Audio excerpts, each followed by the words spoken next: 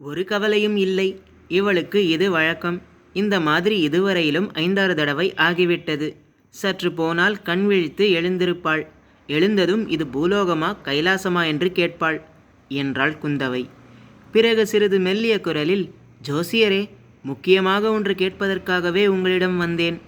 நாடு நகரங்களிலே சில காலமாக ஜனங்கள் ஏதேதோ பேசிக்கொள்கிறார்களாமே. வானத்தில் சில நாளாக வால் நட்சத்திரம் தோன்றுகிறதே, இதற்கெல்லாம் உண்மையில் ஏதேனும் பொருள் உண்டா? ராஜ்யத்துக்கு ஏதாவது ஆபத்து உண்டா? மாறுதல், குழப்பம் ஏதேனும் ஏற்படுமா என்று இளைய பிராட்டி கேட்டாள். அதை மட்டும் என்னை கேட்காதீர்கள் தாயே. தேசங்கள், ராஜ்யங்கள், ராஜாங்க நிகழ்ச்சிகள் இவற்றுக்கெல்லாம் ஜாதகமும் கிடையாது, ஜோசியமும் சொல்ல முடியாது. ஞானிகளும் ரிஷிகளும் மகான்களும் யோகிகளும் ஒருவேளை ஞான திருஷ்டியில் பார்த்து சொல்லலாம்.